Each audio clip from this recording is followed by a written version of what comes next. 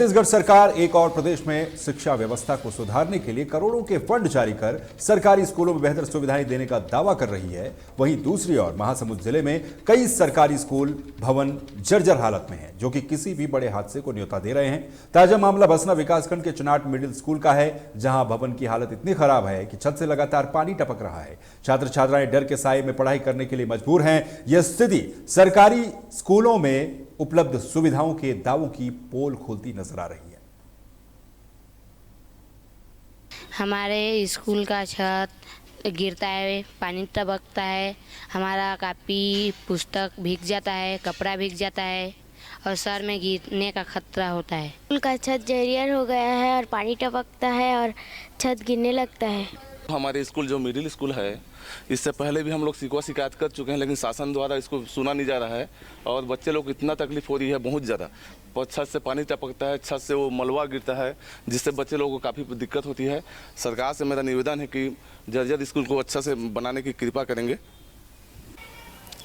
छत जो है जर्जर तो हो रहा है सर, और पानी टपक रहा है उसमें।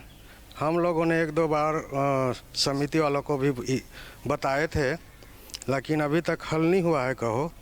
और वो लोग भी शासन को अवगत कराने के लिए प्रयास किए कई बार, लेकिन आज तक नहीं बना है। तो इस साल तो बरसात अभी और बचा है, उसके लिए वैकल्पिक व्यवस्था के रूप में हम लोगों ने सरपंच पंच लोगों से सलाह मशवरा करेंगे और कहीं शिफ्ट करने का सोच रहे हैं सर। वहीं छत्तीसगढ़ में पूर्व विधायक चक्रधार सिदार के भाई जयपाल सिदार की हत्या का खुलासा हो गया है। रायगढ़ पुलिस ने सुनियोजित साजिश का पर्दाफाश करते हुए 3 आरोपियों को गिरफ्तार किया है। मुख्य आरोपी शिव साहू, जो पहले से जेल में बंद है, पुरानी रंजिश के चलते 50,000 रुपए की सुपारी देकर यह हत्या उसके द्वारा करवाई गई। आपको बता दें कि जयपाल 7 जुलाई को लापता हो गए थे, जिसके बाद पुलिस ने मोबाइल लोकेशन और सीसीटीवी के आधार पर आरोपियों तक अपनी पहुंच बनाई। आरोपियों ने चलती कार में गमछे से गला घोटकर हत्या कर शव को घाटी में फेंक दिया था। जब गमछा से ये किया, मैं सामने बैठा था और ये भी पीछे था, तो ये पहले गमछा किया, फिर मेरे को बोला कि हाथ पकड़ना है, तो मैं पकड़ा। और मतलब वहाँ उस टाइम नहीं पकड़ता ना, तो ये मतलब उस समय ये बोला कि मतलब वो अगर जिंदा बच गया तो हम लोग को नहीं छोड़ेगा बोलते हैं। तो जानते थे कि विधायक का भाई है? मैं नहीं जानता था। तुम जानते थे विधायक का भाई? जी सर, जानता था सर। शिव साहू ने शुभम गुप्ता को पैसे दिए थे। शिव साहू को शक था कि इस अवैध संबंध उसकी पत्नी का है, उसके संबंध में उसने पैसे दिए। काफ़ी मुश्किल था, लेकिन जो सभी आसपास वाले सभी लोगों से लगातार पूछताछ कर रहे थे, जिसमें शुभम गुप्ता के बयानों में कुछ इनकंसिस्टेंसी आ रही थी कि भाई इतने बजे क्यों कॉल किए, इतने बजे क्यों कॉल किए, गलती से लग गया या ऐसे ही कुछ ठीक से बता नहीं पा रहा था। तो उस पर शक ज़्यादा हुआ और फिर उसको पूरी ट्रैक किया गया कि कहाँ गया, कैसे गया, कब गया, कौन कौन दोस्त थे उसके, कहाँ रहते हैं।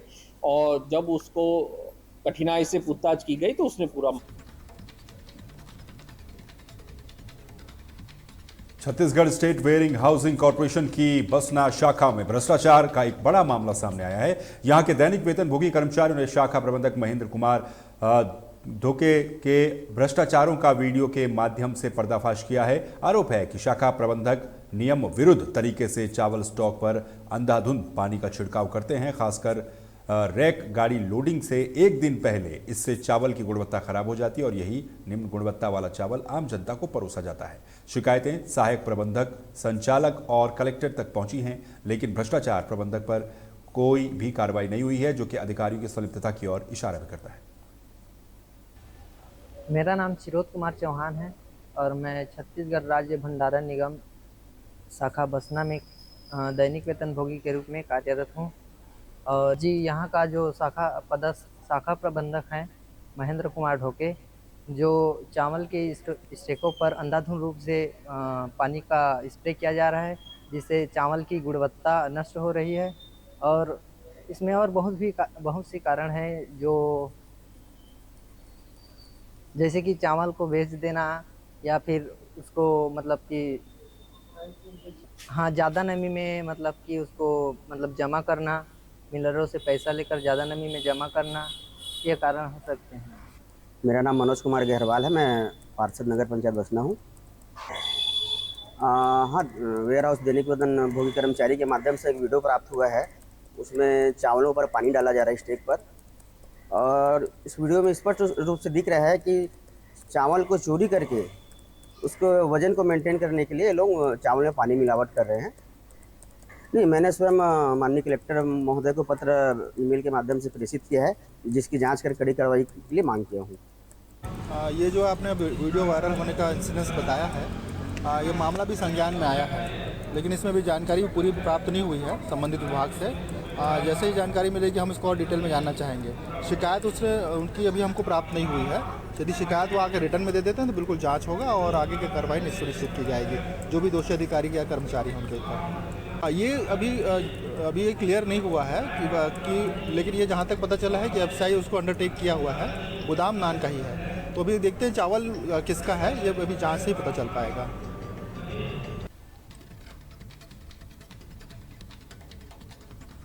छत्तीसगढ़ के जसपुर जिले में बिजली विभाग के ठेका मजदूर के साथ एक गंभीर हादसा हो गया। लाइट मेंटेनेंस के दौरान अचानक बिजली चालू होने से 2 ठेका श्रमिक पवन राम और राजू सिंह बुरी तरह से झुलस गए। ग्रामीणों की मदद से उन्हें अस्पताल पहुंचाया गया। हैरानी की बात यह है कि मौके पर पहुंचे बिजली अधिकारी और ठेकेदार मीडिया को देखकर गायब हो गए। बाद में उन्होंने गोलमोल जवाब दिए। दोनों गंभीर रूप से घायल श्रमिकों को बेहतर इलाज के लिए अंबिकापुर रेफर कर दिया गया है। यह घटना बिजली विभाग की सुरक्षा मानकों पर गंभीर सवाल खड़े करती है। कर रहे थे कांक्रीट की का कर रहे हैं, उसके बाद में का करने चढ़े, उसके बाद क्या बोलना चाहिए, करंट लग गया। सूचना ये मिला है कि करंट झटका लगा है। करंट क्या लापरवाही कहाँ हुई? लापरवाही विभाग की तरफ से। आप लोग तक लापरवाही नहीं? ये 2 पेशेंट आए थे, बिजली से करंट लगने के कारण। पवन एक है नाम है और दूसरा राजू। तो करीब 70 से 80% जलने की संभावना है। उसको जो प्राइमरी ट्रीटमेंट है, इलाज है, उसको दे दिया गया है। एक्सीडेंट हुआ है और अब जो भी जांच होगी उसके हिसाब से कार्रवाई की जाएगी। उमिया महाविद्यालय में बीएड के 90 छात्रों को फेल किए जाने के बाद छात्रों ने जमकर हंगामा किया, जिसके बाद अखिल भारतीय विद्यार्थी परिषद यानी कि एबीवीपी के नेतृत्व में छात्रों ने कॉलेज प्रबंधक के खिलाफ प्रदर्शन करते हुए गंभीर भ्रष्टाचार, जातिगत भेदभाव और शिक्षा के व्यापारीकरण का आरोप लगाया। छात्रों के भारी दबाव के बाद कॉलेज प्रशासन ने प्राचार्य अलका पाठक और शिक्षक महेश पवार को तत्काल निलंबित कर दिया। इसके साथ ही प्रबंधन ने देवी अहिल्या विश्वविद्यालय इंदौर को एक पत्र लिखकर फेल हुए छात्रों की उत्तर पुस्तिकाओं की दोबारा मूल्यांकन कराने का भी अनुरोध किया।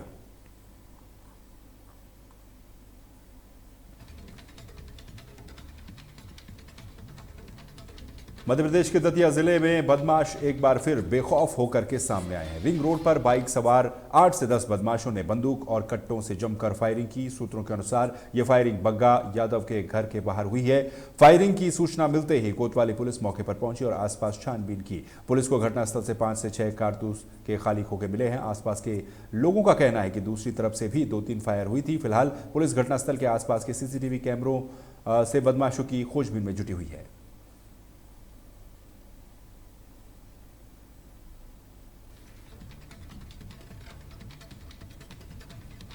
दतिया जिले के बहुचर्चित एएसआई प्रमोद पावन आत्महत्या मामले में एक बड़ा खुलासा हुआ है। पुलिस ने 4 लोगों पर गंभीर धाराओं में मामला दर्ज किया है। इनमें sub inspector Arvind Bhadauria, sub inspector अम्फाहुल Hasan, police चालक रूप नारायण यादव और रेत माफिया अरविंद उर्फ बबलू यादव शामिल है। बताया जा रहा है कि एएसआई पवन ने आत्महत्या से पहले वीडियो और सुसाइड नोट में इन सभी पर प्रताड़ना और शोषण के आरोप लगाए थे। इस घटना से पुलिस विभाग में हड़कंप मचा हुआ है। इसका सबसे ज़्यादा असर गरीब और कमज़ोर लोगों पर पड़ता है। दबंगों के ऊपर इसका कोई असर नहीं पड़ता है। तो सरकार दबंगों का अगर पक्ष लेती है तो निश्चित रूप से लॉ एंड ऑर्डर खराब नहीं। और यही नहीं, अच्छी बातें कह सकते हैं, अपनी पीठ थपथपा सकते हैं। सारी बातों को खारिज कोर्ट ने कर दिया। पुलिस गुंडों का संगठित गिरोह है, यह हाई कोर्ट की टिप्पणी है। और ये पुलिस में रहने लायक नहीं है। इसे बर्दाश्त क्यों कर रहे हैं? बाहर का रास्ता दिखाओ। मुख्यमंत्री जी बात करने को उपलब्ध नहीं है, डीजीपी फोन नहीं उठाते हैं।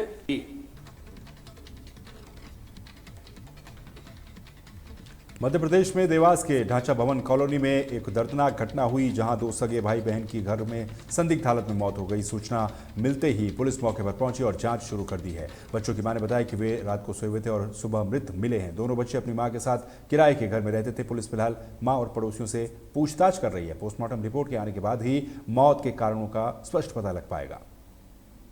आज सुबह पुलिस को सूचना मिली है कि ये ढांचा भवन में प्रिया यादव करके एक महिला है, उनके 2 बालक और एक बालिका, जो इनकी उम्र 7 साल और 3 साल है। इनकी संदिग्ध अवस्था में इनकी डेड बॉडी घर पे मिली है, जिस पर से थाने में जो है मर्ग कायम किए गए हैं और इन्वेस्टिगेशन उसमें की जा रही है। सर, क्या उम्र है बच्चों की, क्या है पूरा विस्तार से बताएं। इसमें जो बेटा है हेमंत, उसकी उम्र 7 साल है और एक निशा करके बच्ची है, उसकी उम्र 3 साल है।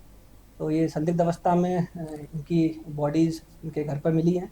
यहाँ देवास में कोई 1 से 1.5 महीना भी हुआ, 1.5 महीना नहीं हुआ, 1 महीना तो हो गया है। और यहाँ मैं जॉब करने के हिसाब से आई हूँ, नौकरी जी। और यहाँ पे क्या है कि बच्चे भैयू का बर्थडे था, तो रात में केक वगैरह काटा था। खाना किसका जन्मदिन था? ये भाभी के बच्चे का।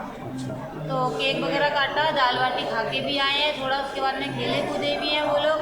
उसके बाद में वो लोग सोए हैं। तो सोने के बाद में वो 2-2:30 बजे करीब उठा भी था, तो वो धरती में चला गया था। तो मैंने उसको उठा के धरती में से ऊपर भी करा था। धरती मतलब जमीन पे चला गया था। और उसके बाद में मैं अभी स्कूल जाने के लिए उसको उठा रही थी, तो वो उठा नहीं। कौन से स्कूल में पढ़ते? सरस्वती मान मंदिर। कहाँ पर है ये अपना ढांचा भवन में। मैं मेरे घर पर सोई हुई थी, लेकिन मेरे किराएदार है। तो क्या नाम है किराएदार का?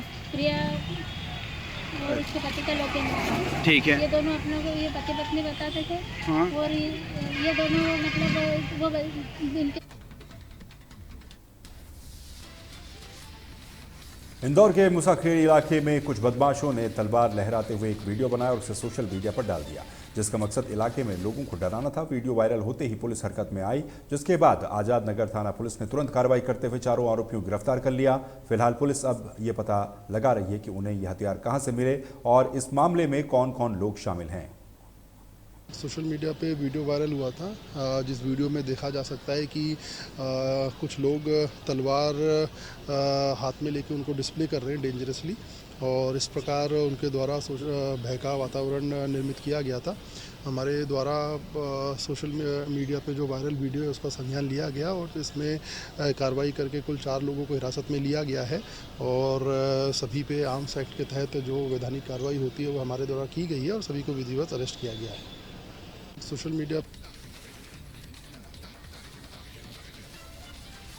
मध्य प्रदेश और छत्तीसगढ़ की खबरों में फिलहाल के लिए बस इतना ही। बाकी खबरों के लिए और अपडेट्स के लिए आप बने रहिए तहलका डिजिटल के साथ। नमस्कार।